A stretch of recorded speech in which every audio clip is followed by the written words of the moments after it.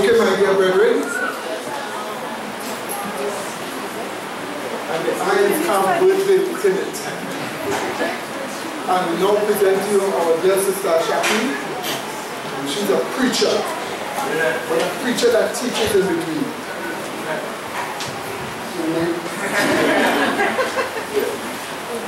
My joy is to see brethren come from nowhere, learn, and can do all by the grace of God. And that is our work, is to make each person become excellent in what they do by the grace of God.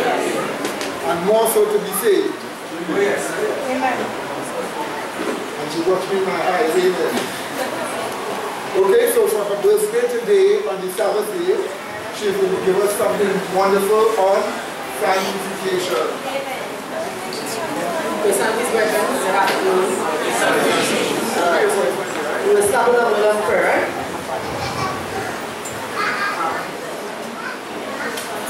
So all heads bow, eyes closed, and we are about to approach the throne of grace, right? Most kind and eternal God, great Yahweh, as we come before our throne of grace on this day, Holy Sabbath day, we thank you God for spare life and for the mercy, Lord, that we have received today, Lord. We also thank you, Lord, for every function of truth that we have received, Lord, in our preparation for the coming events that will end this history. Lord, help us, dear Father, to be ready. Help us, O God, to know that is only true, preparing ourselves and getting ready, dear Father, that we, O God, can be saved and enter into thy kingdom. If we fail to be ready, we will not enter in, Lord. This is now in Jesus' name. Amen. All right. Grace and peace, brethren.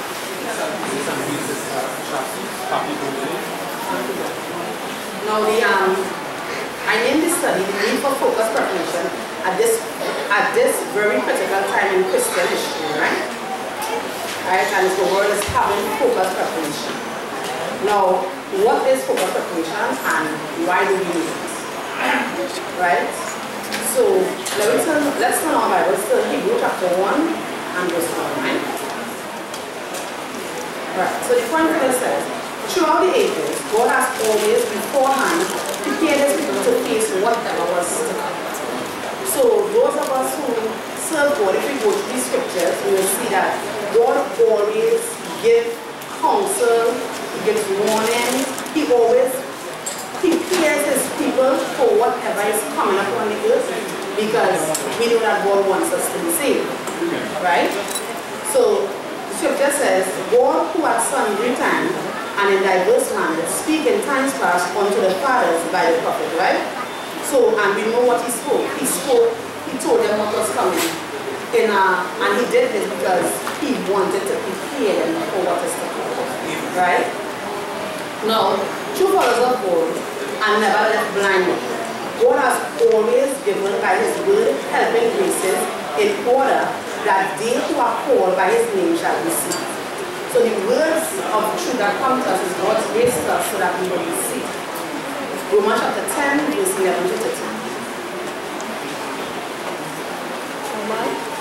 Romans chapter 10, verse 11 to 13.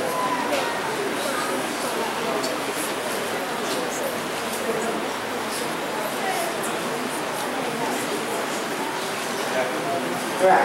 So we know that often when we preach about the Illuminati and we tell the people about the news, often we see people telling us about calling us crazy. I forget the word that the brothers were saying this morning. Conspiracy terrorists, all these different things that we are called, right? But we know that we say things that we say because God has given us the knowledge and the wisdom for us to be ready, for us not to be just in the world and kind of running around and be checking, the heads up of just running around and just without any kind of direction. So Romans chapter, and this happens because why? We believe in God, right? And we believe in the prophecies that come forward from him through the faith of Jesus Christ. So Romans 10 from 11 says, for the scripture said, whosoever believe on him shall not be ashamed. Right? For there is no difference between the Jew and the Greek, for the same Lord over all is rich unto all that call upon him. For whosoever shall call upon the name of the Lord shall be saved. So, okay. So here we are being told in the scriptures that when we preach these things, when we say these things, there will not come a time which God will know it wasn't true. That will not.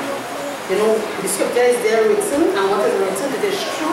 And we know what promises that whatever he says that he will do, he is going to do by the grace of God, right? And it is no different in our time. We know in time past, they did not for the prophets and they called them all sorts of names and all different stuff. But that didn't cause them to cease doing what they was doing. They continued doing what they was doing, and in the end it was better for them. Because if you read the prophecies and you go back and you read the history of the kings, when a prophecy was made, Jeremiah warned them, he told them they were going to Babylon for much ever years. Maybe they didn't believe at the time, they put him in jail, all sorts of different strategies. But it did come and it did happen. Right? So right now, we know that the time is coming where this world is going to be destroyed. Where the whole earth going and shift and crack up and the atmosphere will disappear, and it will happen. It's just when that time reaches. So you might tell somebody that no, I know they might have a good laugh and they will laugh forever, all foolishness, but we know that God will destroy, right? And so we see that there's no difference in our time. God is still speaking. We hear through the scriptures when we study. And when we come on Sabbath by God's grace, we know the man Sabbath is there to give us the evidences as well. And if we watch the news and we learn the prophecies, we will see the evidence for ourselves that it is really going to come to an end. Right? Now, our Master Christ plainly spoke to us that we ought to watch and be mindful that we do not become entangled in the guilt and all the things that are going around in the cares of the world. And he told us this in order for us to be ready for his coming. So though some of us might have vision and dreams of being accountants and whatever in the whole universe, whatever, you know, trying to have a big dream or you're not trying to take away the dream, but the reality is that you have the most important thing for us to focus on is being saved. It is fulfilling your purpose in Christ while you're upon this earth. So that when he does come, you will be counted among those that are chosen to be saved, right? Now the concept of focus preparation is in the mind of those who we call wise virgin. It's a wise virgin who we thinking about being prepared to be saved. It's a wise virgin whose focus will be here. Christ is coming and I need to be ready. Right? Only foolish virgins say things like, you know, and he coming, it's far away, they're coming as here, and there's a stubbornness, you know, because they're distracted by something else, and they want this in the competition. So let me see, if Christ comes now, it means, well, how can I get it out, how can I get it out, how can I get married, how can I, and all these earthly hope that actually means nothing. Right? So let's look at Matthew 25 and verse 1 to 4 to see what wise virgins, right? Matthew 25 verses 1 to 4.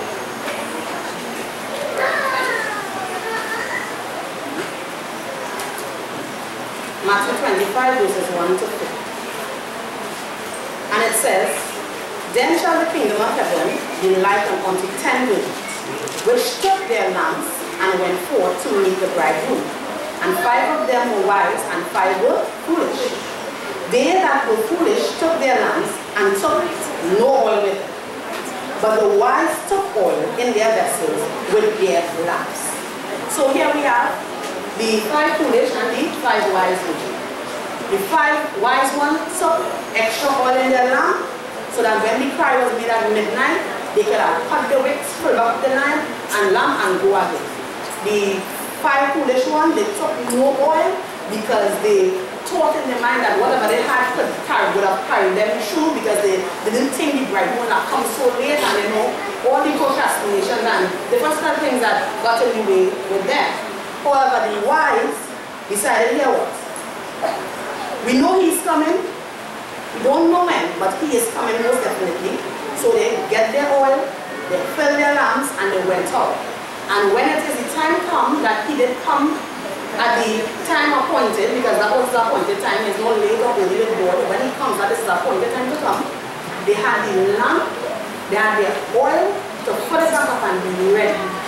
Now, we have to understand God is not late in his coming. God is going to come at his appointed time. So it is our duty to be ready for when he comes. And that is why we must always be carrying with us, throughout our experience, extra oil lamp. Right? Now, when we say focus preparation, we are simply describing the type of preparation that you're supposed to have. Right? To be focused is to make something the center of your attention. Right? The center of your interest. So you're focusing I'm focusing on the congregation, center of me, I'm looking at that. This is where I am, my eyesight, where your eyes in Bible say, that is where your heart is, or where your treasure is, right? So we have that focus preparation. And of course, preparation is the process of being prepared or being made ready for use or consideration of something. But we know we are being prepared for use. Because though we have to be prepared and we want to be saved, we must also understand that in us being saved, we will be used to help others to come to the truth as well. So you will not be sitting in the church and just be there for your, well, I had to be saved yesterday for that, but you're also here because God has a work for you to do for him. It can be to talk to one person. It can be to sit down and just have that continuous abiding with somebody else to see you and feel that hope. It can be to write tracks upon tracks upon tracks. It can be to go anywhere in the whole room. But know that whatever that purpose is, you must be ready to fulfill that purpose. Right? Now, what are we supposed to focus on? Of course, becoming of Christ. That is our main objective and goal. We are here because we want to be saved, and we are saved. We know that for sure we are saved when Christ comes, and the righteous dead rises, and the 144,000 are caught up. And then we enter the kingdom for the 1,000 years. Everything is completed, sealed off, received. So we're focusing on that time of the end there where Christ comes. It is not over. You cannot relax until you see the King coming in all his glory by the grace of God, right? So, and this is why we are going in such as this. So let's look at Titus chapter 2, verse 11 to 14. Titus chapter 2, verse 11 to 14 tells us, "For the grace of God that bringeth salvation had appeared to all men, teaching us that denying unworthiness and worldly lust, we should live soberly, righteously, and godly in this present world, looking for that blessed hope and the glorious appearing of the great God and our Savior, Jesus Christ." Right? "Who gave himself for us that he might redeem us from all iniquity and purify unto himself a peculiar people, zealous of good works." So here we are being told that all the things that we are told to do in verse 12, right? Why salvation had appeared, when it appeared, what it was teaching, right? What you should be doing when you receive salvation, living godly, right? Soberly, righteously in this present world. Because you're doing this because your focus is the return of Christ. Because it's only the people who have been purified, it is only them who are redeemed from their iniquity are going with him when he comes. Right? Now, we want to look at the first chapter of the book. And the first chapter tells us focus preparation or sanctification. Right? Because that is what having focus preparation is. Because we know after you are justified, sanctification begins immediately. You are being sanctified. And when you are being sanctified, there are things that you ought to do to ensure that your sanctification is continuous. Because we know as long as before, you need to be justified for sanctification to take place again. So your duty as a Christian is to have that focus as you prepare yourself, and that is your sanctification. You must know and understand that sanctification is between God and man, right? Is what we call the synergism. You are responsible for your sanctification. You have a part to play in. We know in justification, God is working. He does his will, he justifies, he takes away the sin, he does all we have in the faith. Right? You now have a duty to, when you enter sanctification, you have a part and a responsibility to play.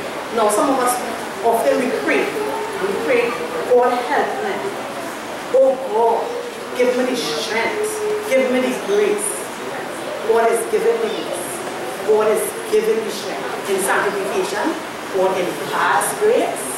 And you want to put that imparted grace to use. So you go and you pray for God to help and all these things. We must understand we have a perfect God. And he's not slack concerning his promises. He is not man. If he says, here's what, I'm going to do this and this, he is going to do this. It is up to you now to have a consciousness that here, God is doing his part. What am I doing? Am I doing what am I supposed to do? So let us look at sanctification where you see God working and man working. So we just look at the scripture that shows us that, right? Philippians chapter 2 verses 12 and 13. Philippians chapter 2 verses 12 and 13.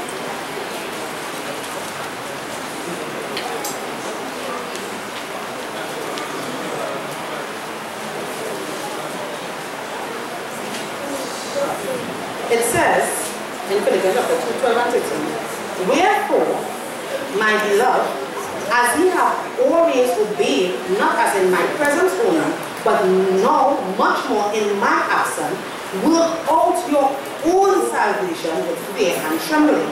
For it is God which worketh in you, both to will and to do of his good pleasure. So here we are being told that we ought to work out our own sanctification, our own salvation with fear and trembling. So you have a way to do. It is evident in the scripture. And then it goes on to say, for it is God that worketh in you, both to will and to do of his good pleasure.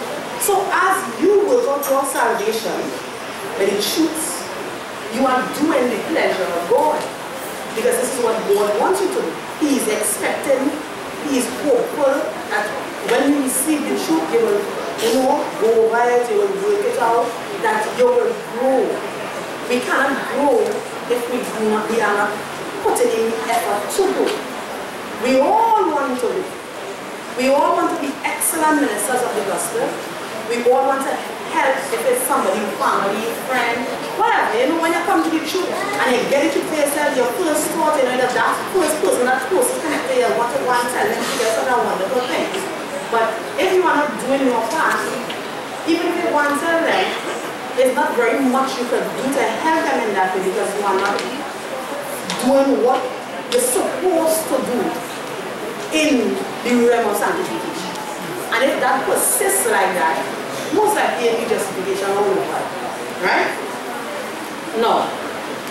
I said that focus on preparation, I call it sanctification, and we know sanctification is the maintenance of God in your heart. Now, alright, the chapter on the board here, in the middle here, says focus preparation, maintenance of the armor of God. Let us look at Ephesians chapter 6.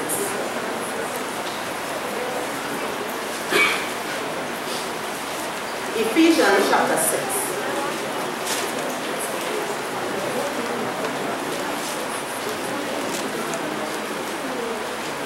Alright. Ephesians chapter 6. And I'm going to read from verse 11. Alright, that says, put on the full armor of God, that ye may be able to stand against the wiles of the devil. For we wrestle not against flesh and blood, but against principalities, against powers, against the rulers of the darkness of this world, against spiritual wickedness in high places. Wherefore, take unto you the whole armor of God, that ye may be able to withstand in the evil day, and having done all to stand. Stand therefore, having your loins girded about with truth, and having on the breastplate of righteousness, and your feet shod with the preparation of the gospel of peace. Above all, take the shield of faith, wherewith ye shall be able to quench all the fiery darts of the wicked, and take the helmet of salvation, and the sword of the Spirit, which is the word of God. So I have a question. This is nobody asking me, I have a question. Well, that's after my question. Alright? When do we receive this armor? Do we receive this armor piece by piece in sanctification as we grow? Or do we receive this armor upon just being justified by faith? Say it first when you pray and so why you say it. Well, we receive the armor when a person is justified. Because, for example, to have the shield of faith.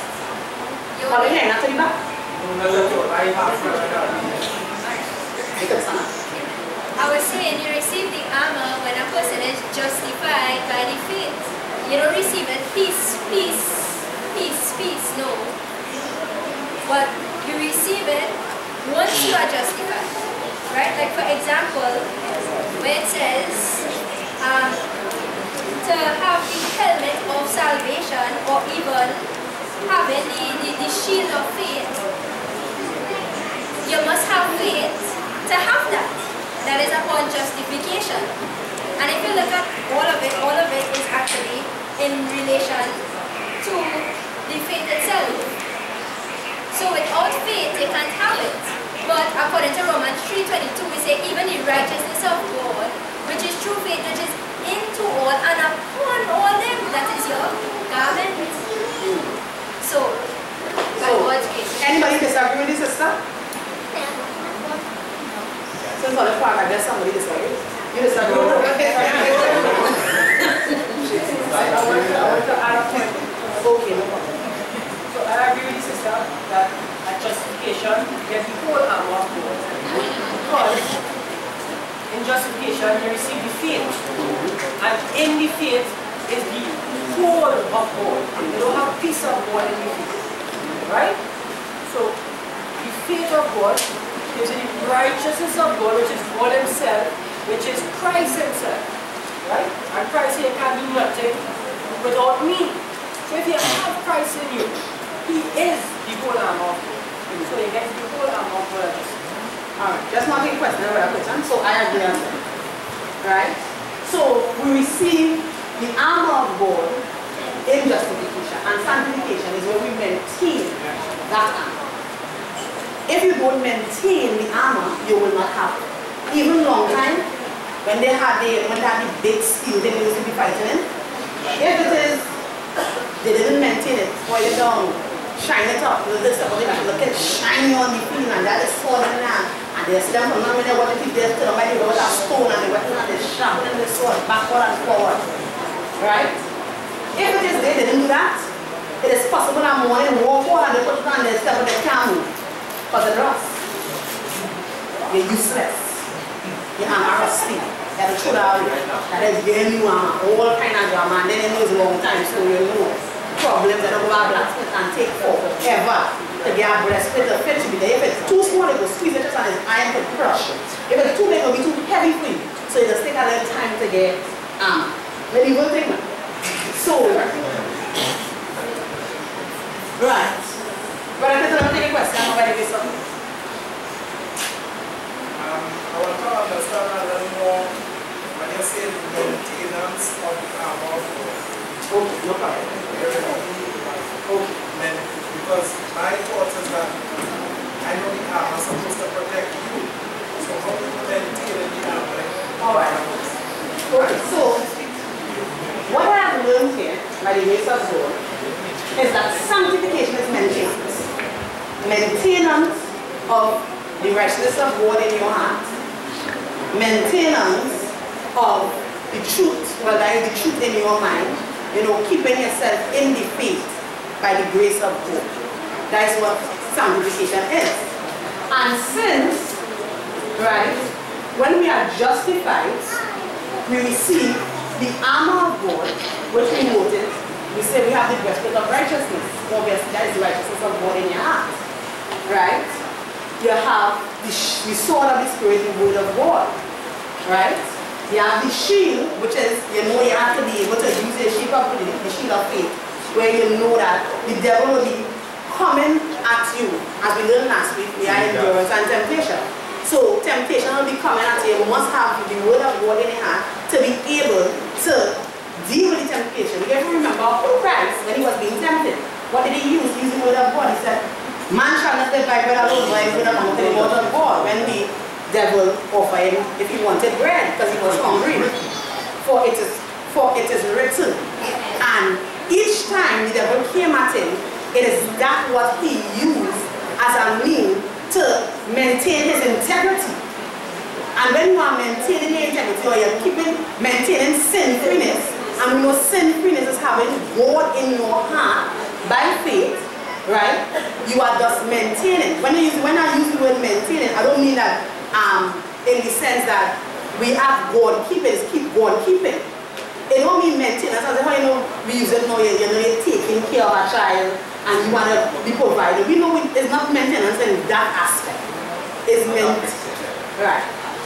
It is maintenance in the aspect which we are keeping the God, the experience of truth, our sin-freeness, continuously.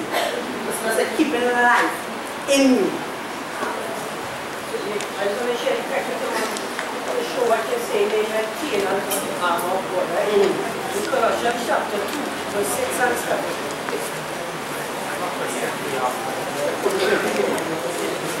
When I pay attention, there's something, the question you asked, right? What she meant by the maintenance of the armor of God. So I read that text to show what you were saying, right? Colossians chapter 2, verse 6 and 7.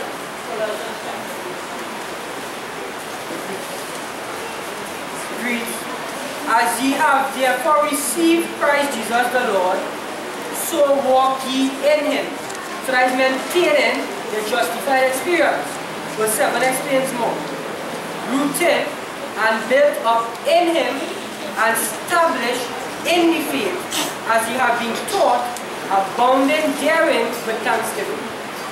So you see the maintenance of the armor. When I put it in here, brother, you understand? Amen. Brother, we have a question. But since you said that's not Where's my water? okay, what about this? I will be waiting here, brother. Funny. Alright, I just want to go two scriptures here to show you the same point, right? Romans chapter 13 and verse 12. Romans chapter 13 and verse 12 to show that we maintain the armor by abiding in it.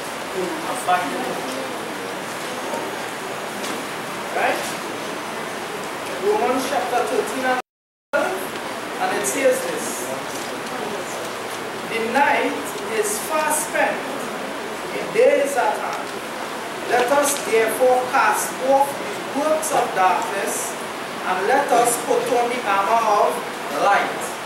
Right? So we must put on the armor of light. And 1 John chapter 1 and verse 7. And this here is the maintenance of God. 1 John chapter 1 and verse 7. Because we see the armor is light, right? Which is the truth. And it says, but if we walk in the light, as he is in the light, we have fellowship one with another, and the blood of Jesus Christ, his Son, cleanseth us from all sin. So this here is the maintenance of the armor, because the armor is light. So we have to walk in it, abide in it, and that is sanctification. Right. So we know the whole armor. What we're supposed to know by the grace of God, and we could always use in Ephesians chapter 6, identifying the armor of God. Right? Keeping the truth, wisdom, the truth, knowing good about the truth, the sword of the Spirit, which is the word of God, having the breastplate of righteousness, so God in your hand, the shield of faith, feet shone with the gospel, missionary work. So you may expect to do missionary work. Helmet of salvation, being conscious that you are being saved. Right? Helmet of salvation. Right. And something. Oh, sorry. So I just point on the helmet of salvation, which is being conscious that you are being saved. In sanctification, you must be conscious that I am being saved. This is why we do, this is why we work. We all work towards being saved. All time sinfulness, becoming saved. We have plenty of goals here by the grace of God. Yes, brother. Well, I was very concerned to come through this question. But I found it to come through it. No, the question is, you are telling us that the whole armor of God will receive it under justification, which is a monogistic work of God alone, justifying it. And you explained to us that sanctification is synergistic. But since that is so, since sanctification is synergistic, God and man working, how do we place missionary work under justification? okay.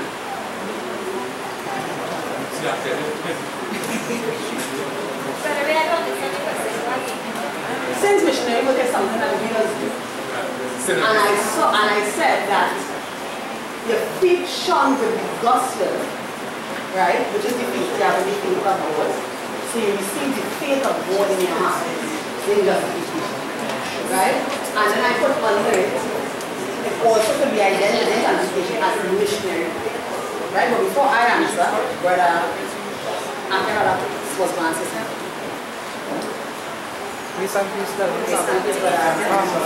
I also just wanted to make a contribution with sanctification.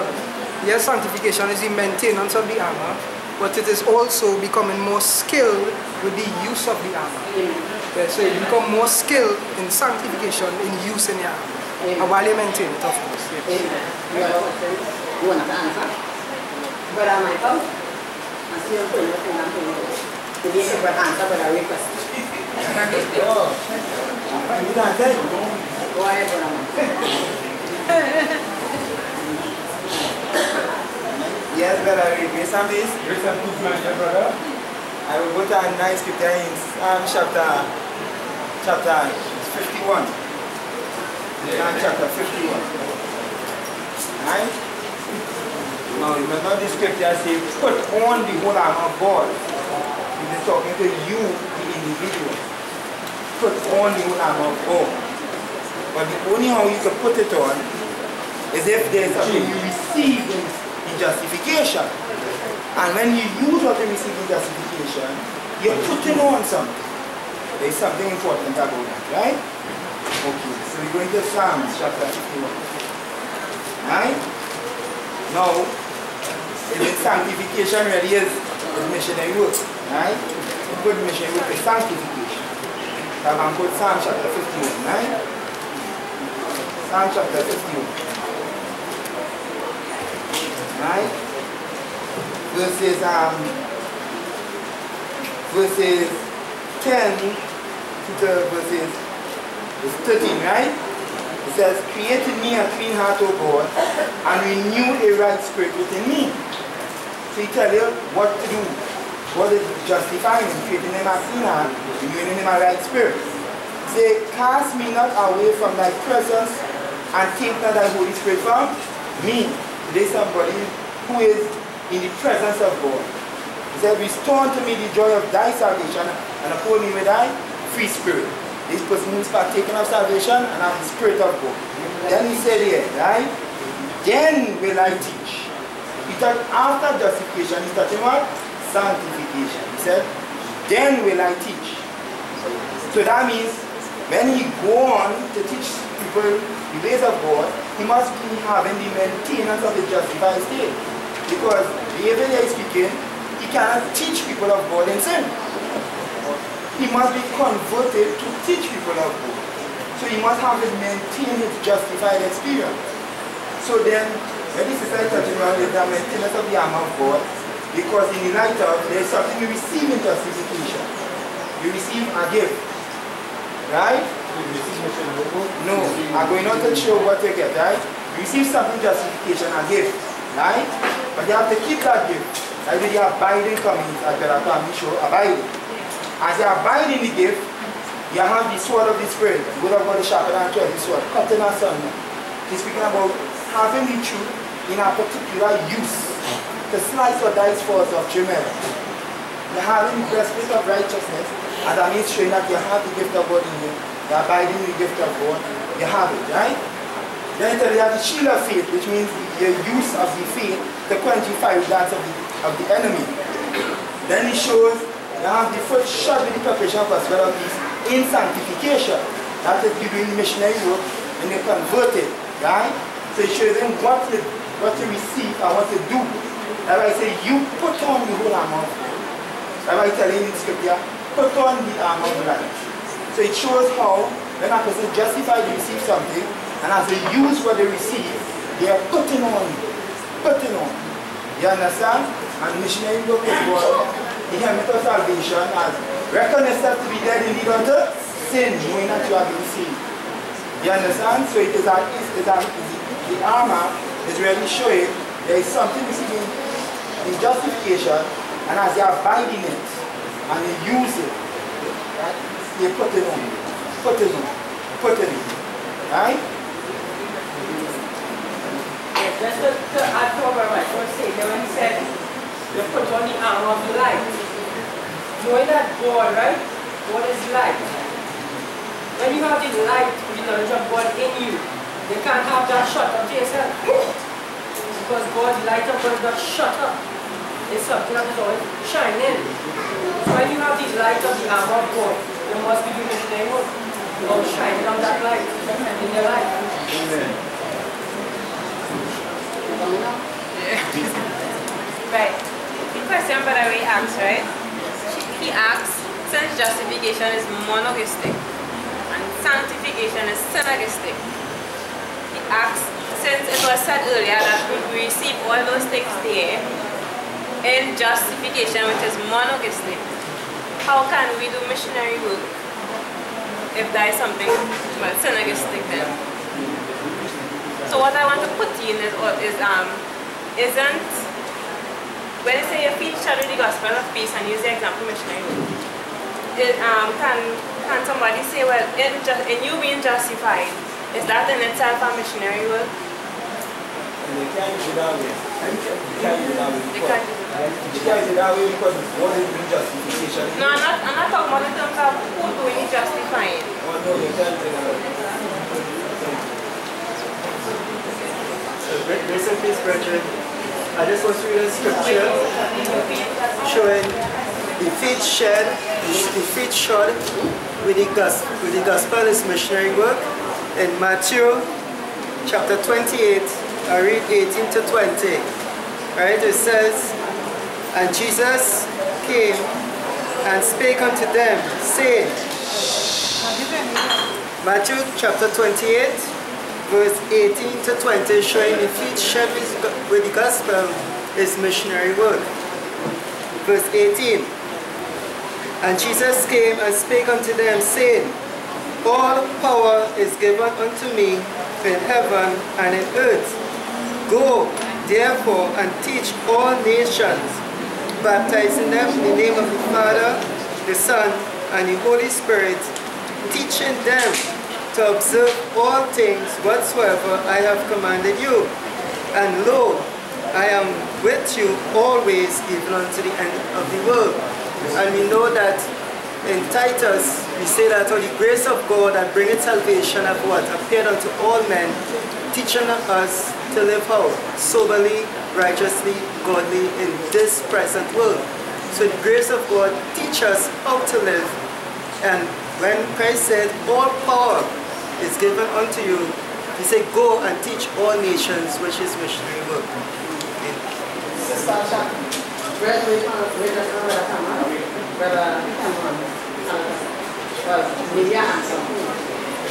No, well, I'll just read over the text, right? I'm sure it was conducted here. Yeah. Brethren, I will ask, please, if we can be, a little quiet, because if it may not seem so at this point, but this is absolutely 100% very important for our salvation, right? Just not why, brother? Right, so I'll just read over the text, right? I read from verse 40. It says, stand therefore, having your loins girded with truth. It says, stand therefore, having your loins girded with truth, and having on the breastplate of righteousness, and your feet shod with the preparation of the gospel of peace. So it's talking about a particular state that where you are fitted for ministration of the gospel, right? And if you reference where Paul actually takes that text from in Isaiah 52, where he says in verse 7, he says, how beautiful upon the mountains are the feet of them that bringeth good tidings, that publish peace, and bringeth good tidings of good things, and that publisheth salvation, that saith unto Zion, thy God reigneth. So he's talking about a particular experience, a particular state where you are fitted for the work of missionary, of spreading the gospel. And that is given at justification. That's not what I can't, but I just want to ask, are we to look at missionary work as just going from house to house and preaching the gospel? How are we to look at the missionary work? Alright, I will answer that question, right? But not right now. That is a backdrop to what Sister Ashley asked. Okay, no problem. The question falls directly into the lap of what you were saying at the very beginning of the focus, preparation. That is a mental work. Right. So it's to start with. And that has to be sanctification. Yes, sir. The mental focus itself is our work. Amen. Right. But as Brother Cameron rightly saying, when we think about missionary, we think about physical action. Because look, I am sitting here, I can be quiet. But sanctification is taking place. Amen. I'm not doing any physical activity. Very nice. Alright. One more we take in on this point, and then we bring on the answer for that. Okay, wait, that's not, this is not a channel, right? Okay, request. If the brethren in the middle would speak this way, goes in the back of here. In the front, speak this way, goes in the back of here. But the brethren speak that way, Okay, so when we speak in this, you have to another side. Okay, that's you're very nice. So this is our channel, right? Right. Yeah, I was saying, feet short, the appearance of the arm of God, right? The feet short, gospel, missionary role. And when you come to Ephesians 6, right? Continuing from those 19.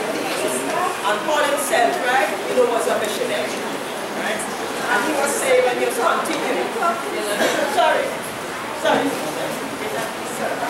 And he himself was saying, and for me, that utterance may be given to me that I may open my mouth, boldly to make known the mystery of the gospel, which I am an ambassador in God, that herein I may speak only as a Holy Spirit.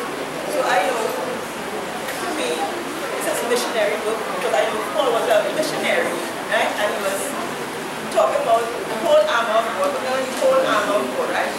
And by the whole armor of God, he said, he himself, right? Was asking to pray for him, all he said, and for even me, and utterance will be given to me if I may open my mouth to speak boldly, that for even minister with a continually, right, as a missionary. Right? So in that, I believe that will emancipate. All right. So, okay, go ahead. You know, as the question is asked, right? It just makes me to think that so that's right, we don't underestimate God's appointed agency in revealing the truth to us. I know, but I did not really think when it comes to theory. Why did I say that? That very question, he defined it. show that at justification, there are two aspects of things transpiring here. The first one is God, action, direction. The second one is what? Man transformative action. So what aspect of justification is monotheistic? It is God, action, direction to us. You understand? It is God alone in justification. Right? There's a text in Isaiah chapter what? 26, 12. You stand up and read the text.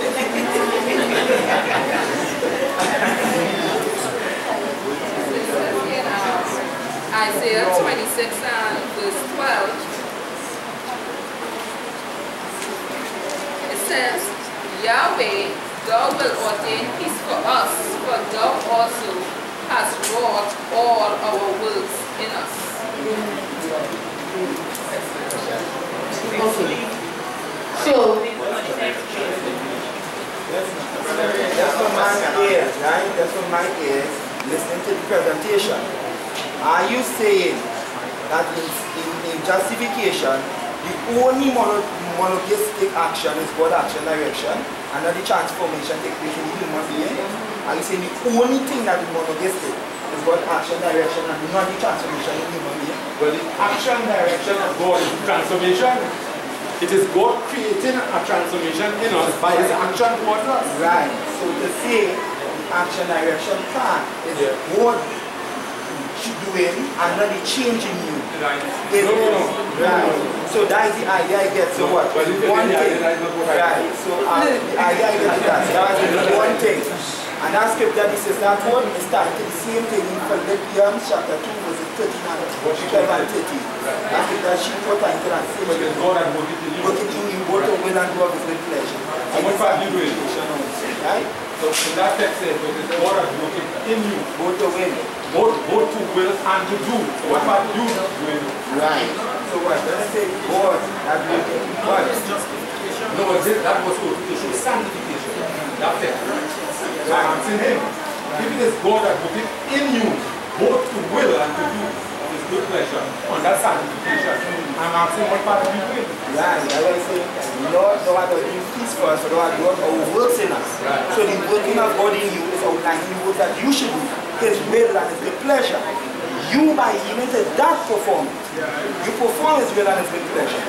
So that's why it shows you, your sanctification is also based upon the working of God in you.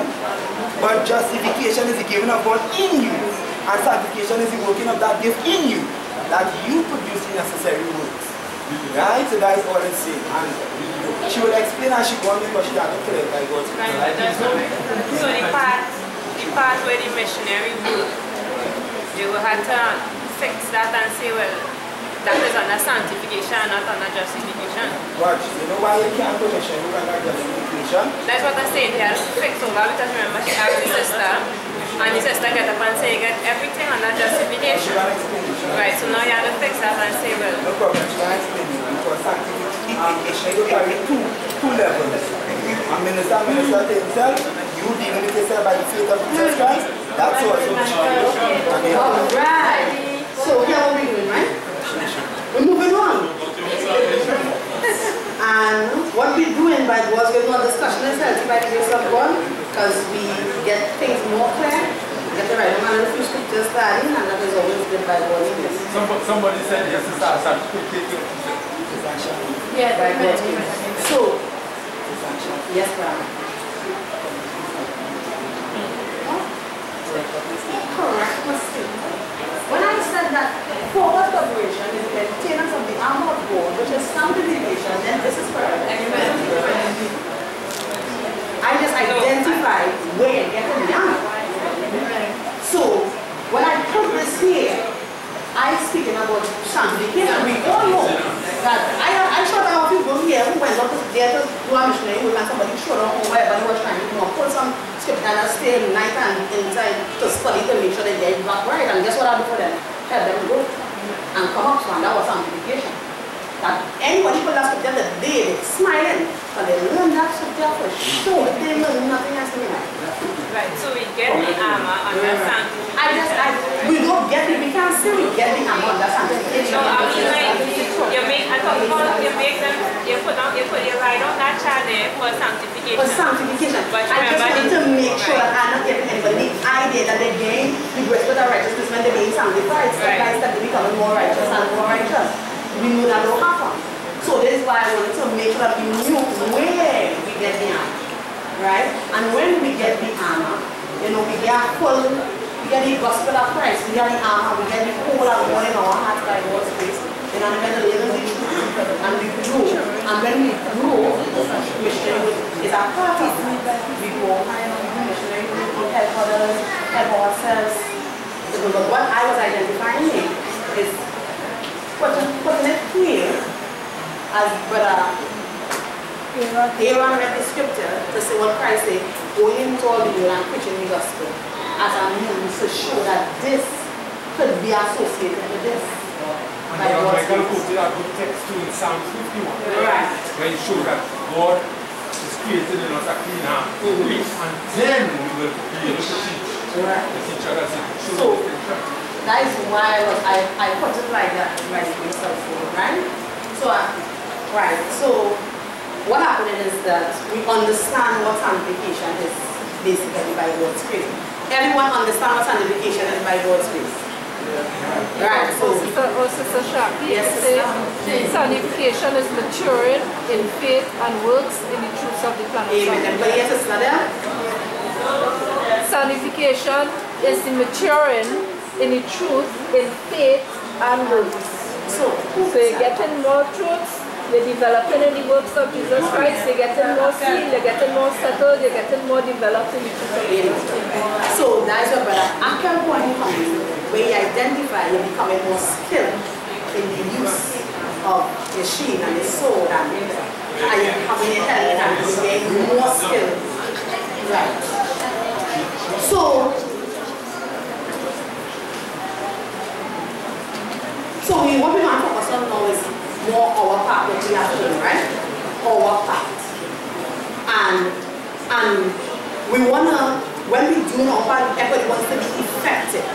When you have to sit down to study a Bible, the hope is that when it is the 2 hour pass, that when you come up with something more, something added to what you didn't have before, something that they get clear, that you hope. You don't want to sit down in front of the Bible, and then when you're done, you're kind of flustered, you don't understand anything, right? So you want to, it must, when you're doing a sanctification, it must create an effect. It must be effective, right? So we'll be looking at basically just 3 important steps for us to have an effective preparation on our part, right? In order for your preparation to be effective, there are 3 things that we must do. And the first one is Bible study. The next one is the building of good human personality traits. And the last one is dealing with self-deception.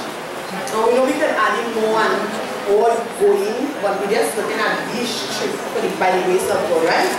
So we have Bible study, building good human personality, and dealing with self-deception.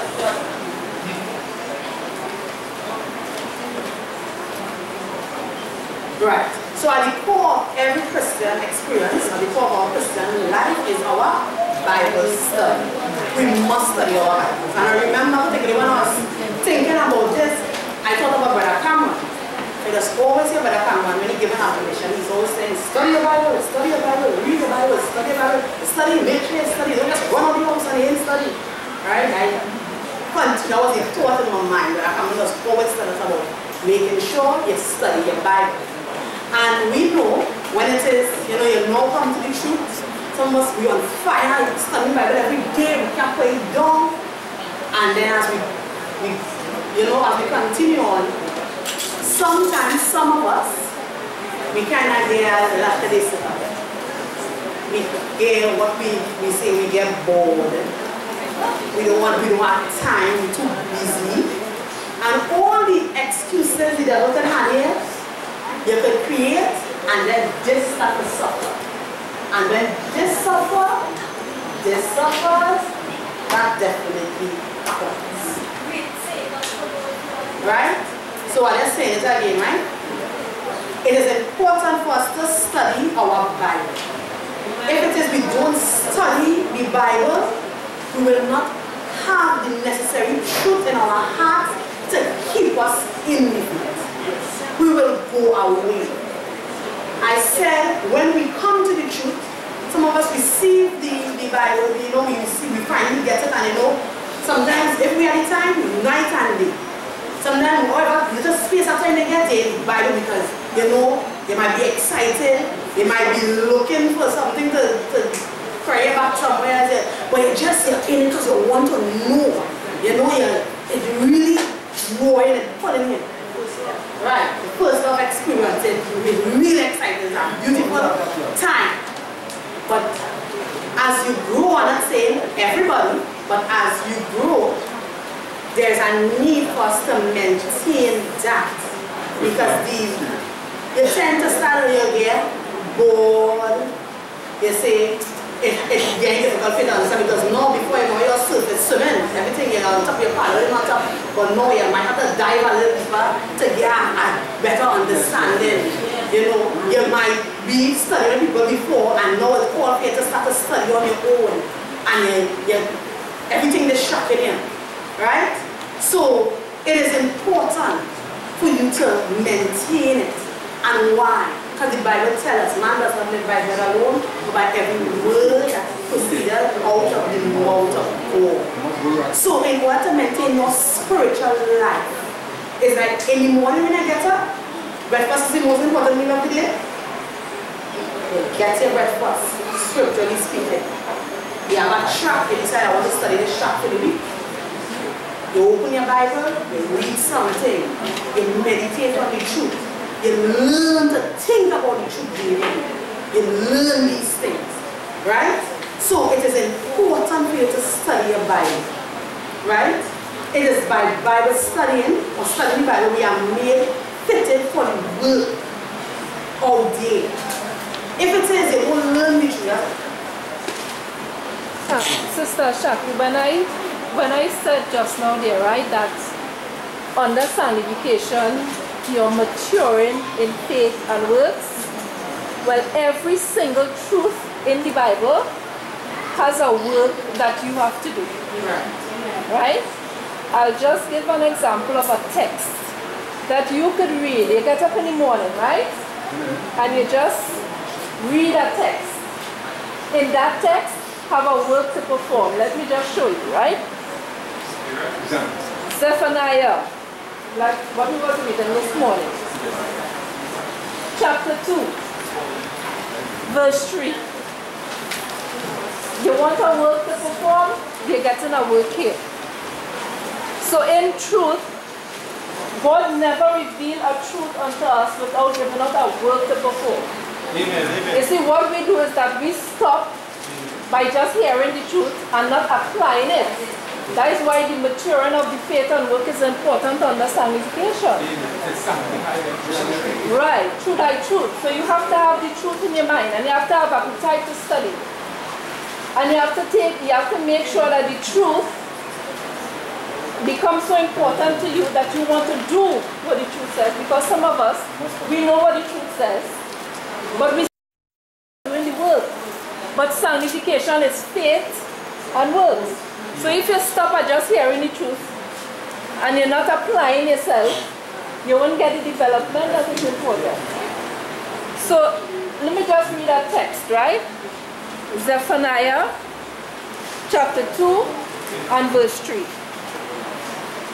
Seek ye Yahweh, all you meek of the earth, which have wrought his judgment. Seek righteousness. Seek meekness. Seek meekness.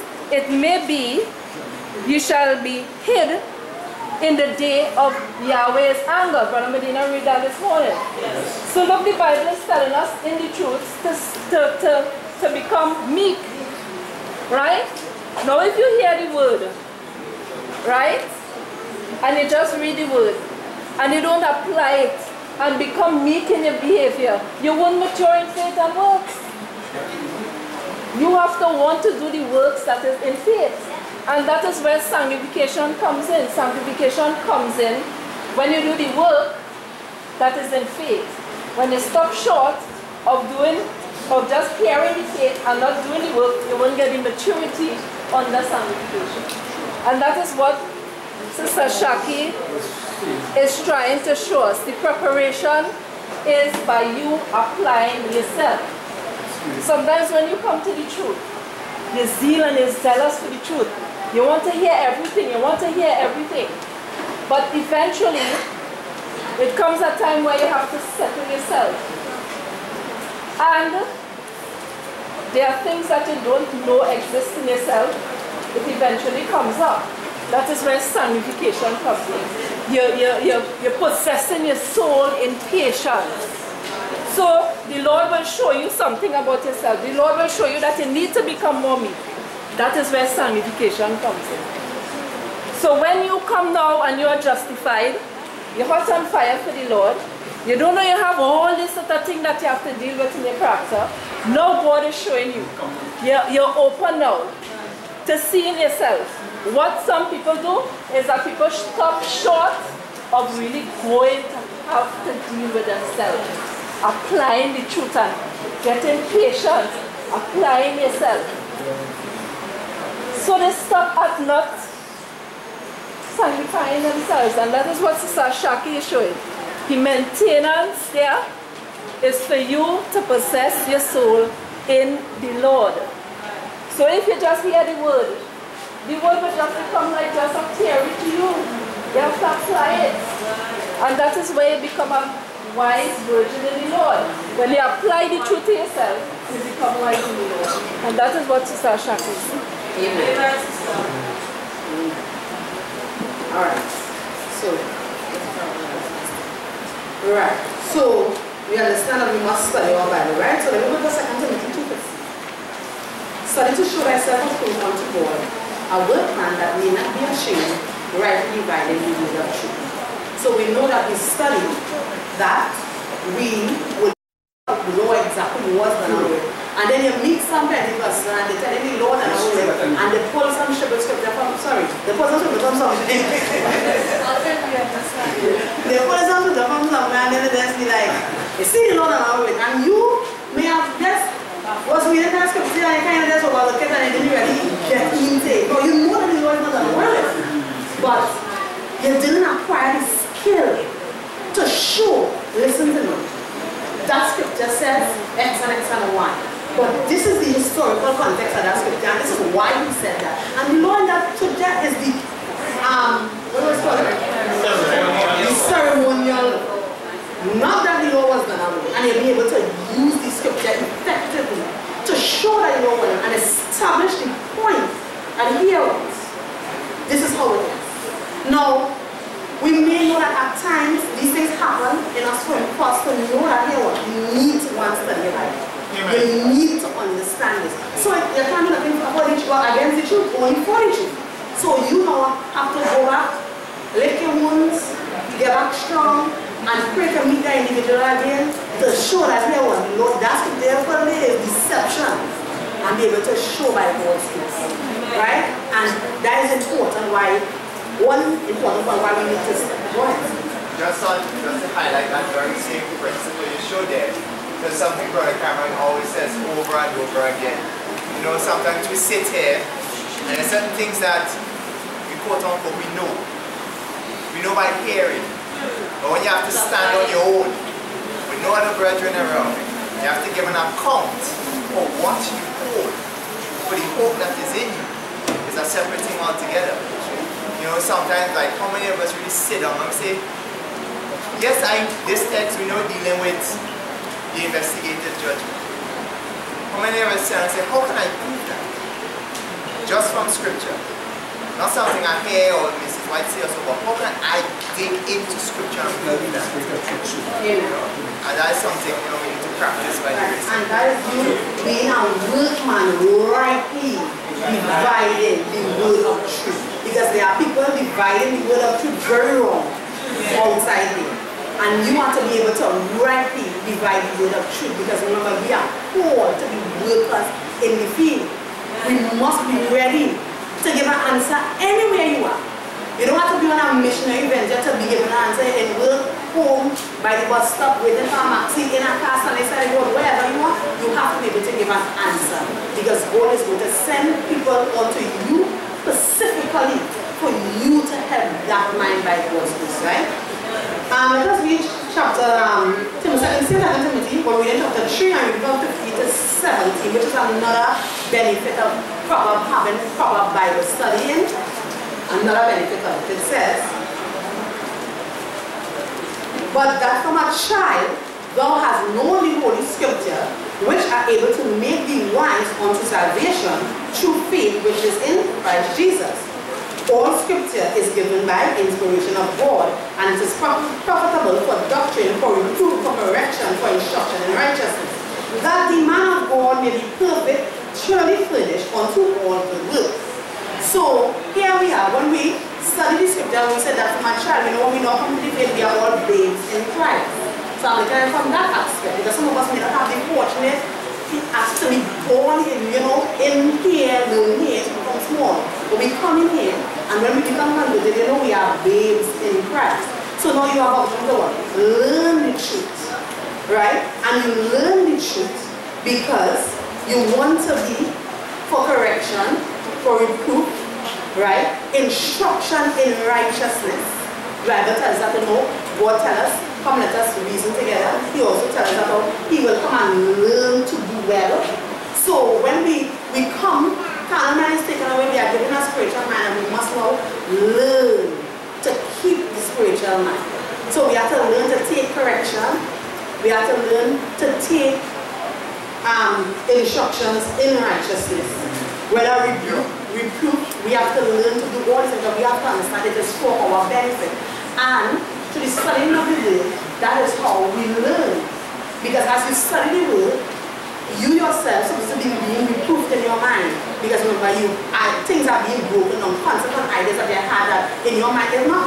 That's not really wrong, But as you learn the truth, what happens is that God shows you the wrong of it, why it is wrong, and then you have to do what? Deal with it. You have to have new concepts, new ideas, and new individual building. So all things that you used to do before, all these things must be put away. It may not seem wrong at a point in time, but as you grow in the knowledge of truth, they say, shouting and yelling so that will become different. I have to change, I have to become better, I have to be more refined. And you learn that as you grow in the faith, right? Right. Now, another great aspect of Bible studying is the Bible itself is a history book. You learn a lot of right history from the Scriptures. Now, I went to school and I learned history. When I come here, I realized plenty of history that I learned was wrong. I like history, so I was kind of taken aback by the whole, and this was so on. He wasn't even, he was just doing this and they didn't like him, so that's why they did this. And then you learn history, you learn where the Catholic Church comes from. That is history. That is important for us to know. Because if we have an example of the Scripture from Stephen in Acts 7, where he stand up and he was able to account for them, all the evil that they didn't come straight up. If he did not know his history, he would not be able to tell them nothing. And there was coming up one where we have to stand up in the Vatican or wherever and tell them where they come fire full of whatever not to know. And show them that where they come from, what they really stand from. Show them that it's not Simon Peter, but Simon Magus is what they first spoke. And go on to be able to show. And the beautiful part about this is that these things can be proven from right here in this Bible. The thing is, you have to study the Bible together with the booklet. This is important. In order to fit the different ages, spaces, and history. To say, okay, I see the bigger picture. Because 1 Thessalonians tell us about the people see. Rise up and where it come from. But we know we can go in other books people right and see and we can fit in here and say, look at this. Look, I didn't know before I came to that the French Revolution had something to do with God. I did not know that. But when I came, I was saying, but when I already look at the history, I said, wait, I said, really, what is the most fighting again? And the Bible showed the Revelation. I said, look, the Revelation. So I know when I meet people who I know,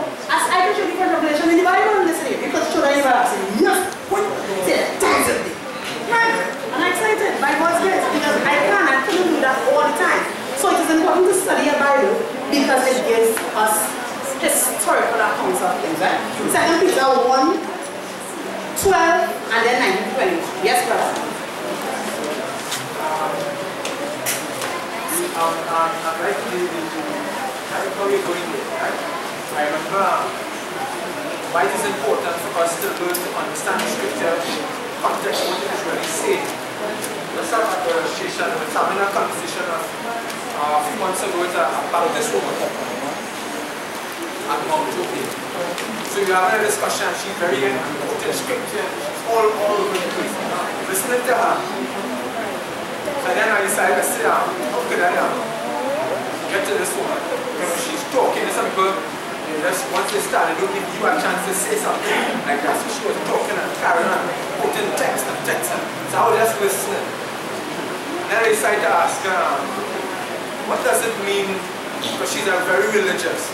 So I started to ask the sister this question. What does it mean to be born in sin? She knows, show from the Bible, because she knows the text. Show from the Bible, what does it mean to be born in sin? And here the answer, no. Here the answer she gave was showing why it's important for us to understand the meaning of the scripture. Because here the answer she gave.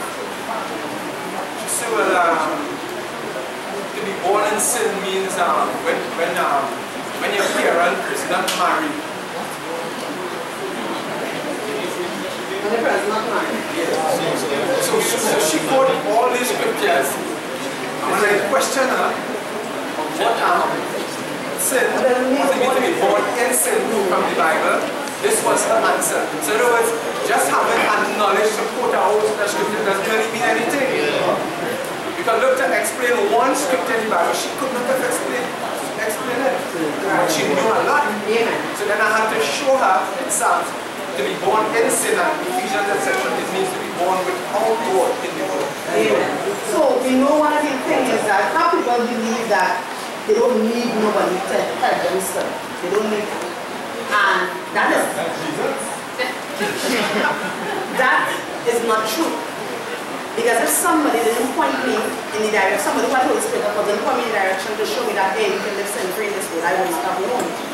And then of course we know that we never study at home, we always study with the Holy Spirit in your mind. So you can't be in a state of unconversion and you say, alright, you're studying your Bible. You're wasting time. You must ensure that when you're converted and you dedicate yourself to God. And this is why before Bible study, you know, it is nice to pray. It is nice if you can. It doesn't matter if you can sing or you cannot sing. Singing is a part of service to God. You open your mouth and you sing and you hymn no matter how you think this song. And to God is, you're converted, your song is beautiful, you will fix up in every step. So, you sing a little hymn, I would like to sing. You like to praise God, you're singing a hymn, you're praising God. Right? So, it is good to have that, you know, that connection, that meditation. Now, what I am telling you all this is because I am learning to be a student of the Bible, studying the scripture. Right? And you must, it is important to do. It is important to do. I thank God that there is not a day that get up and I did not study my Bible. Thank God that I make sure. But I am never contented. I always want I find out I want more, I'm not on a thing, and I will go at it until something happens. So you do your best and you get in there and you ask God, help me, give me revelation. With the help you're asking for, you are applying yourself so that when the help comes, it's effective. So it is important for you to study your Bible. There are a lot of beautiful things we get. We build righteous judgment, which is what? Discernment, proper discernment. You want to just be saying things and just point nothing and you're sinning basically. You will have discernment where you will know, okay, speak now. Don't speak now. Say something to her. Leave her. You will know. Deal with that, don't deal with that. Then the Bible study it does do. The Holy Spirit is more able to work with you because you know, could hear, understand the voice of God, because in that quiet moment, when it's just you and the Bible and God, the only voice you have to listen to in your mind is God.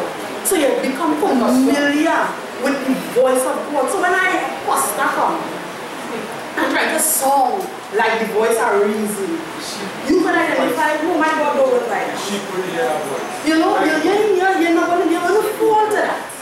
You will be able to leave that. So all this is important, right? Sister Shafi. Yes, sister.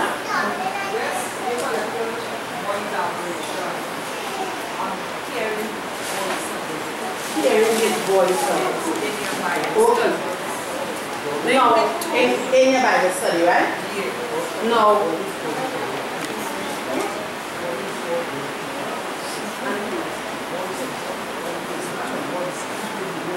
Amen. As Brother Ray just said, the voice of God always is towards keeping the law. Right? You care to elaborate? Well, to the law and to the testimony, if you speak not according to this word, is because there is no light in it. The voice of God will never give any impulse to anybody or any impression that is against the law of God. No matter how ethical and how nice it is, it is not the voice of God. The voice of God is always pro-nomos, not antinomian. It is always towards the law. And towards the law in sanctification will be maintaining of the law. What she wants to understand is that how in your Bible study, that one-on-one time, you and God, she wants to elaborate on that. And here what I was the best one.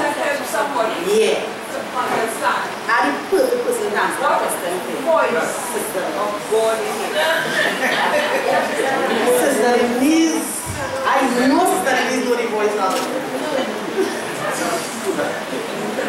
Actually, I had a part of the answer. I will first give my contribution, so I have my hand up, right? And then I will answer, okay? Now, what I was going to add to Sister Shafi's study, which is in harmony with Sister Dell's contribution, is that Bible study, once it is, you believe until your experience and to do the work, it is your life. Our life is made up of what? The character of Christ. And the character of our life is Christ. Life, the character of Christ is the doctrine of Christ. But this must not be a tear in your mind. It must indeed accompany with the experience, which is life. The knowledge of God as is revealed through Jesus Christ is life. But that life must motivate you as well, not only having the experience, but that we learn about what? Motivational believing into good works, right? So first I will read the text which will say what I just said here, right?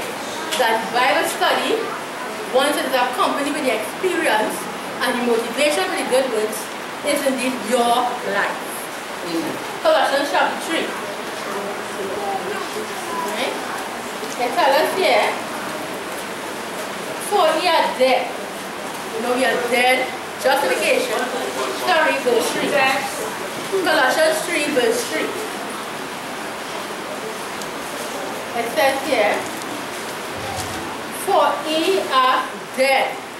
Once you are justified, you have the death of the carnal mind.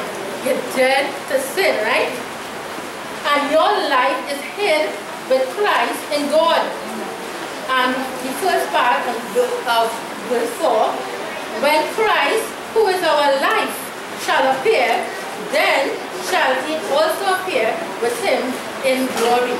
So Christ's life is our life, but it's not a theory. So when we read out the scriptures and we recognize that, look, Christ indeed, when he met situations, he gave grace. So if someone comes and tells you something that offends you, what Christ did, he gave his sovereign grace to help that person. When a person probably may occupy with a thought on a Sabbath and then shake your hand, you know what love is in the scriptures. So you will know that person love you once they abide. Now to answer Sister Sandra, that's still small, still voice. You know when you go to your scriptures and things come back to your mind, the Holy Spirit brings something back to your mind. Okay, you know what, when I go to church, I have to go and talk to the sister. I have to go and shake the sister Hannah. Really and truly, I probably was not listening to her right. That day, that conviction in your heart. When you're in a maxi, and God tell you see that person there, I want you to speak to them. That day, God working on your mind to give you conviction. Alright? So, once it is you continue to abide, you get to hear it, you get to know it. So when you're in a certain situation, God wants you to move, you can move. That's right. Alright? This is because the mind is what you grasp the thoughts of what from. That's right. And when the words of truth or the scripture is presented, it gives a knowledge.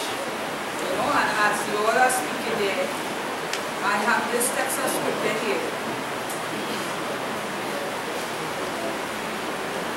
In Judges chapter 6 and verse 10, and it says, "And I said unto you, I am the Lord your God. Fear not the gods of the Amorites, in whose land ye dwell, but you have not obeyed my voice." So, an instruction was given from God. So the scripture, when you study the scripture speaks to you and tells you evidences that God is giving to you. Faith. Based upon that, you now will follow in obedience. That's right. And God will quicken your thoughts concerning what He told you about.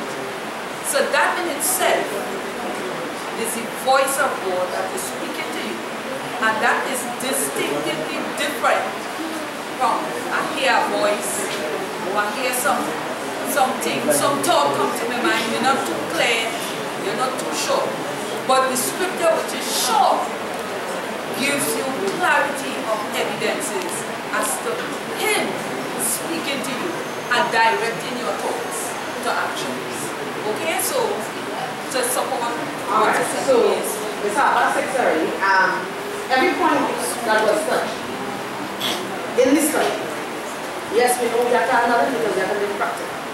So I was just taking it step by step, and I'm taking it step by step because many people suffer at the point of opening the Bible to study. And that is a very important step because if you don't have the knowledge, you can't live. You can't live without the knowledge. That's all right. Right? So I was taking it, you know, just point by point because if you have a person that's changing your mind and not mean anything to it, you don't have it.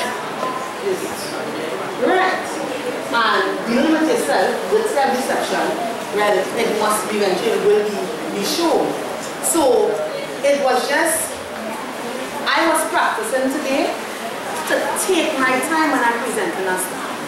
I was practicing today to slow down and allow, you know, the Holy Spirit. Well, I was the Holy Spirit was always be there, thank God for that.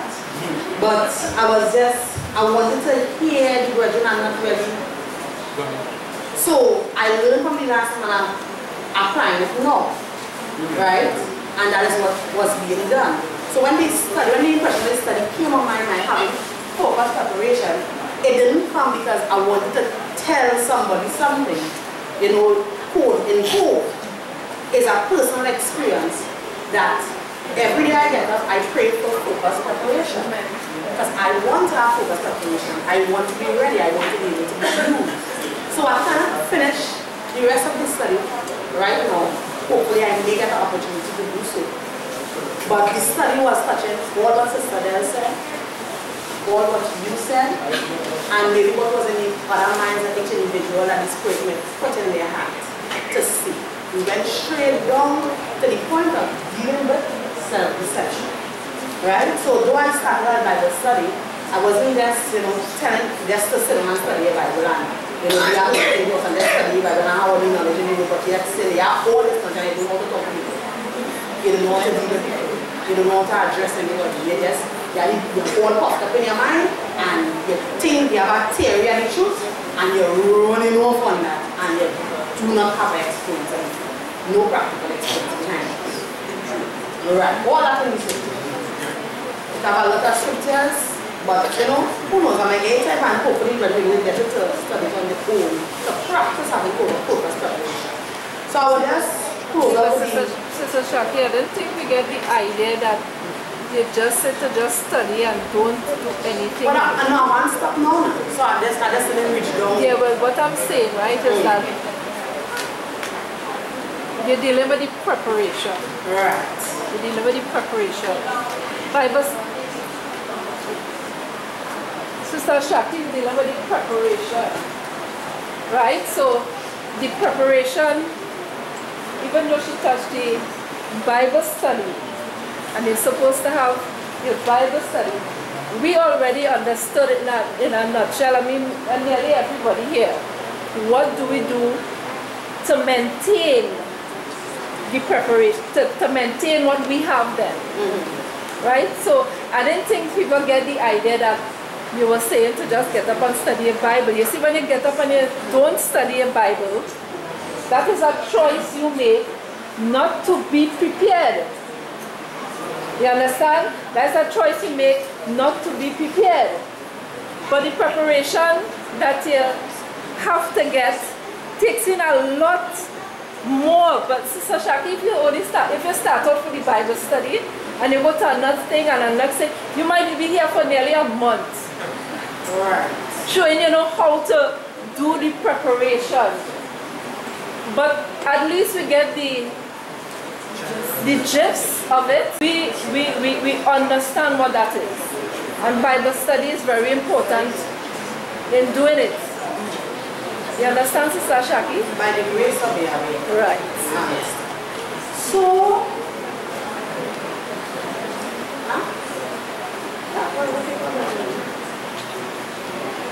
by the grace of God, I hope that go ahead, brother.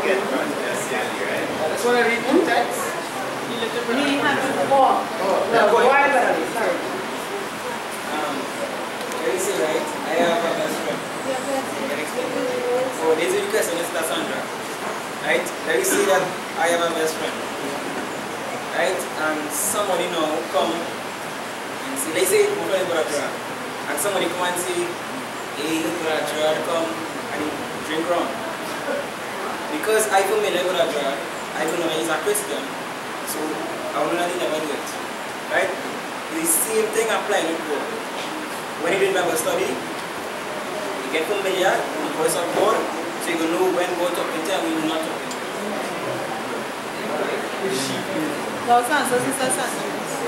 Okay. That's what you did. Two scriptures and a little quotation, right? Now, Matthew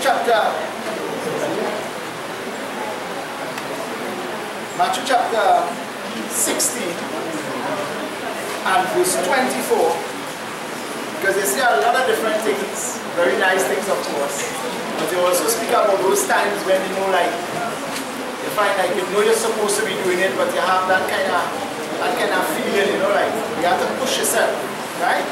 Now in verse 24 it says, then said Jesus unto his disciples, if any man will come after me, let him deny himself, take up his cross, and follow me. So you know one thing for sure, you know, our development in faith, denying of self is very important. One must, Alright, yeah, one must deny himself, right, as he is on this journey.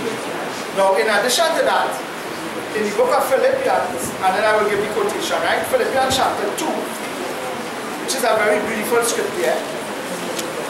In Philippians chapter 2 and verse 12, it says, wherefore, my beloved, as ye have always obeyed, not as in my presence only, but now much more in my absence, work out your own salvation with fear and trembling. So here we see that a person has to be working out your own salvation. Now sometimes you may, in doing that, you will have to formulate habits of obedience and faithfulness to the truth. In other words, it must become a habit for you to study a Bible on a daily basis. Not study it when you feel to study it, or not study it now and again. Because we are constantly learning and we have to be constantly maintained in sanctification. So as we study our Bibles daily, and it becomes a habit for us to do that. You find the day, if you did something that you wasn't able to do that, you will feel trouble. You feel like you missed something. Something didn't go right. Why didn't I study my Bible today? No, it doesn't mean to say that you could not buy during the day. But remember, we are growing and we want to get things much more clearer. So much things to be understood. We want to make sure we fine-tune it and go into it deeply and make sure we understand things properly by the grace of God, right? Now, this is where Sister White tells us this now in this quotation. And I always like this quotation. It is taken from Patriots and Prophets hardcover, page 248. And she says, in order to receive God's help, man must realize his weakness and deficiencies. He must apply his own mind to the great change to be wrought in himself. He must be aroused to earnest and persevering prayer and effort. So we see here praying and your personal effort. Then she says, wrong habits and customs must be shaken off. And it is only by determined endeavor to correct these errors and to conform to right principles that the victory can be gained. So a person may say, well, when in the morning they're going to do X and Y. And it is a habit for them to do other things apart from studying the Bible. And she said that habit of doing other things apart from studying the Bible is a wrong habit. So you need to, by persevering prayer and effort, make sure on a daily basis you get up and study your Bible. Make sure you do that. Then she says, many never attain to the position that they might occupy because they wait for God to do for them that which He has given them power to do for themselves. All who are fitted for usefulness must be trained by the severest mental and moral discipline, and God will assist them by uniting divine power with human effort. So in other words, she's showing us that we have our part to play. We have our part to make sure we do what we have to do. But our doing it is not what will make us get through, but God must assist us in doing it. So divine power aided with human effort. And brethren, as long as we do that and it becomes a habit with us, we will get through by God's grace. Amen? May I just add something to what you said, right? Amen. But if we observe the scripture, it's more closer than just gaining materials to help yourself. Because you gain the materials from the Bible to help yourself. But the scripture speaking about working on your own salvation, obviously the Bible is the foundation. But it is more speaking about something closer to your own self.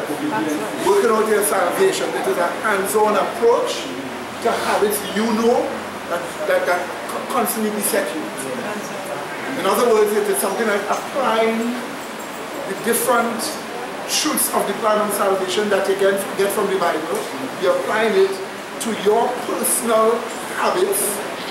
And by the way, sometimes and then obviously understanding the process. Because number one, if you have a habit of lying, right, or a habit of stealing, and you practice the habit, you don't just go now and say, let me just fight the habit. It's justification again. So you have to repent and believe the truth again.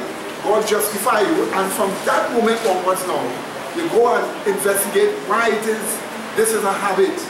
And what you can do, what blocks you can put up to surround the habit and attack the habit with truth. And predispose yourself to certain situations that it will be easy for you to do it. Or also what habit you could use to replace the other habit. What habit you could use to replace it. So in other words, what we're actually looking at here is a hands-on approach to your personality traits, handling yourself.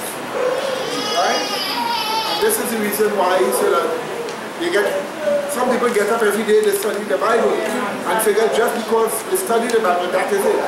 But it must be a hands-on approach to your personal faults. If you know you like to eat something and the thing is dangerous to your health, use the truth to deal with that. That's right. That's right. Find ways to get it out. You know, like find a way that you wouldn't get to buy it. Take a replacement. You understand what I'm saying? So you have to do something like that. The issue here is approach, hands-on approach upon your own self. See, and while you're doing that, because usually, look at how terrible we all are. We all are very terrible. There's not a prince of good behavior in any way in the world, except Jesus. When you know how you are, especially when you know how you are, part of helping yourself is learning not to be discouraged. Because one of the biggest, many of us, the biggest problem where the truth is discouragement. Because since the truth can help, if you know you're not doing and you're not following and you see the truth and you know you're not doing, you get discouraged. And that's why one of the things is learning to handle discouragement, learning what to do with discouragement, learning how to get rid of it. You understand? And learning not to view yourself as your failures. One more last point again. Many people view themselves as their failures. They look at their failures and say, my God, I'm always doing this, that's me. No.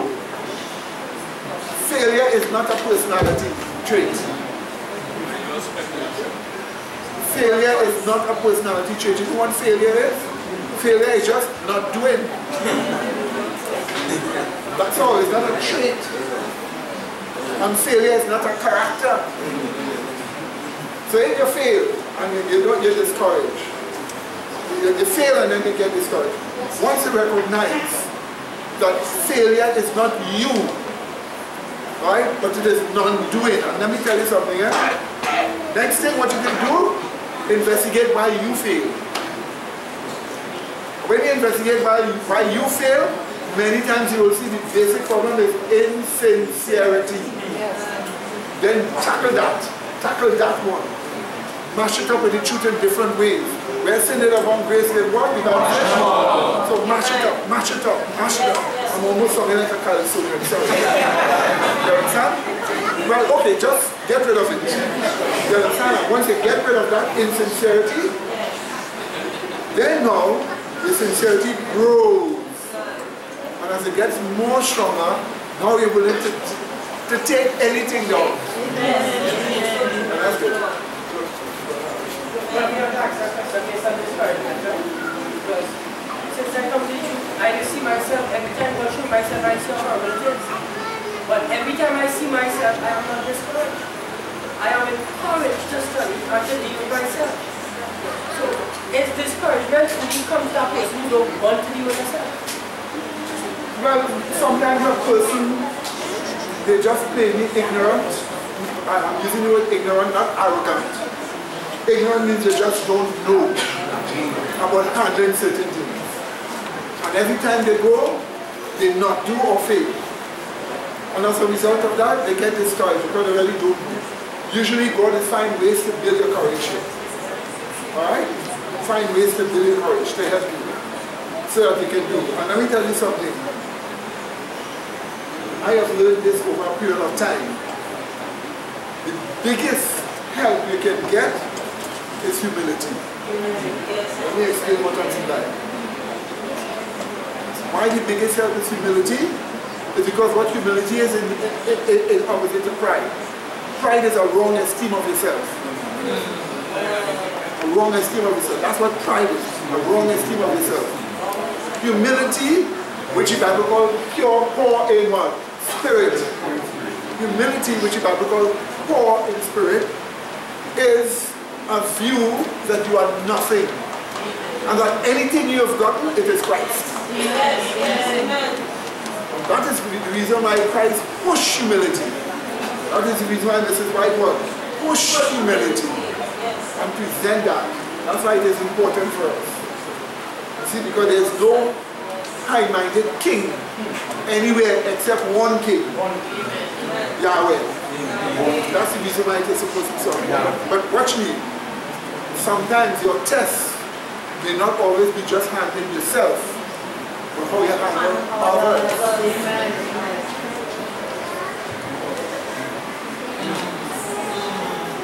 How you handle what? Others.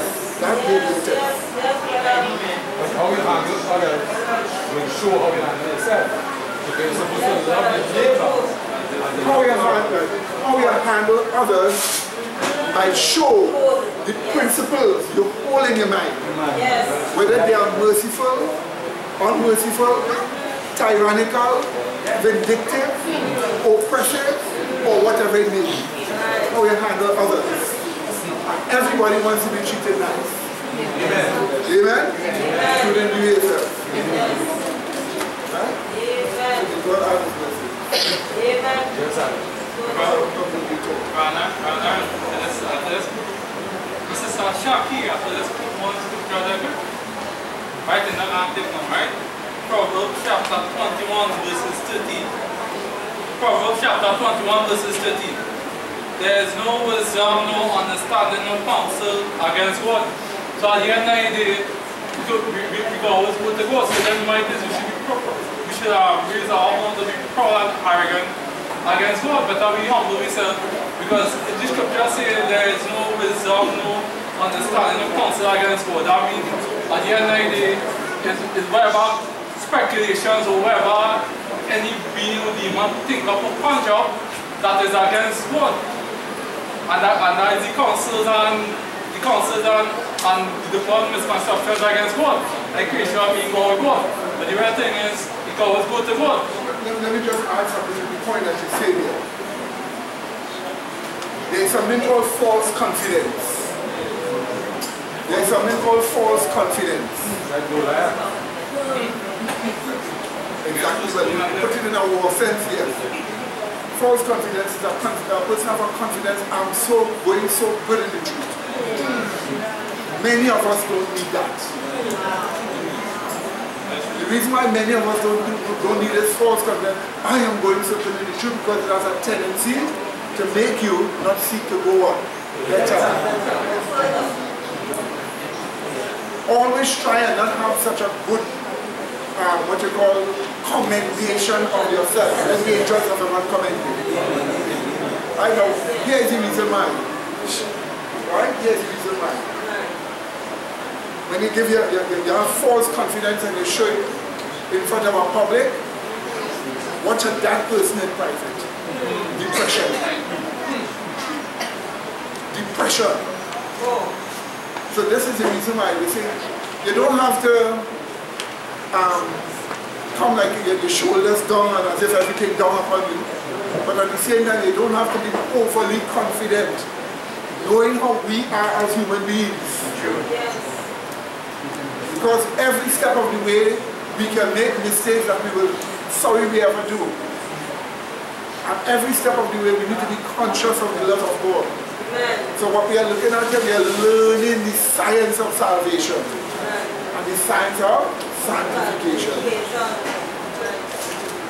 That's why I always tell people, here is one thing to do. Don't write it down in paper, that is not evil angels business to speak. Because evil angels is Paco a lot. They do that a lot. So always want to see what you are saying about yourself. And when they see what you are saying about yourself, I mean they can discern a lot of things in us in a large way. But you must remember, there is no testimony about yourself like what you give in what you write about yourself. That's why I always advise brethren for writing out something, don't write your faults out. But if you write the answer to your faults, it could be for you and it could be for anybody.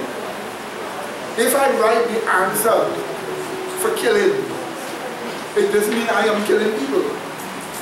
If you understand what I mean. Right, so you can do that. So when you're writing, investigate yourself. Check and see. Learn for yourself. Learn to judge your own personality. See how much mercy you have in it. But when you can't take yourself to do that, like what you say here, you're writing about killing, but it's not for you. Won't evil angel be able to still discern? Because remember they're watching you all along. They must know that you're writing that to go and share with somebody, so they will be able to still discern your fault, even though you're writing as it relates to you. If they pay plenty attention to you, and they pay plenty attention, evil angels pay plenty attention to you if they have a particular purpose in leading you a certain way. Like if they're setting you up for a certain fault. They send somebody, they create a situation, they pay special attention to you. But evil angels are like vagrants. That's how they are like. Now and then they study you, sometimes just your own fault to give you trouble. Now and then they study you. But if they have a plan to deal with you, all of a sudden everything seems to be going nicely wrong with you. This you understand what I mean? So that way they set you up. They set you up. Sometimes they're right in your home. They hear your words. They hear your words. They watch your physical habits. They spy on you. But the best thing you can do for yourself, in your mind, map out the image you portray as a personality. Map it out in your mind, say you know how you are. So here you. You map it, here you, in your mind. I am a real kind of harsh person, you know. Or I am a real kind of suspicious person, you know. And it causes this, it causes that, it causes that. You know what? Let me deal with that. And judge yourself, because God is certainly mapping out everything. Yes. And many times evil angels try to build one particular thing in you. And that one particular thing try to build in you is something that they could come to find later on to cause it to fall. And that's why we do not give them an edge. And on her birthday, she's talking about sanctification, things like that. Isn't that wonderful? Amen. Amen. So the best approach will be to become marketers, because I remember Sister White in your mind. Because I remember Sister White said, when we pray, they hear us and they pay attention to our faults and so on. Yeah. If you're praying with the faith of Jesus Christ, angels drive them away. They're going to let them harass you until they drive them away. That's why I pray with sincerity. Amen? You know there is natural history, and then there is angelic history. A lot of history going on behind the scenes. Sometimes the same evil angel that caused somebody to kill somebody over there is the same evil angel around you, maybe trying to make you lie or do something. You understand? But you're not able to map that. But get wise to the point that you will be able to discern them in your presence. Amen? I remember walking down a pathway, and as I reached a certain gallery from the Holy Spirit, a whole pile of evil angels were having a conference right in that gallery here. And as I reached, everybody scattered and ran away, but they didn't scatter and run away as if they run from me. They just do it with disgust and hate. So remember, be honest, be sincere, do not let yourself get scared. Always remember, don't think you can fool God, don't even think you can cheat history. Didn't hear that one, huh? Didn't hear that word? You cannot cheat what? History.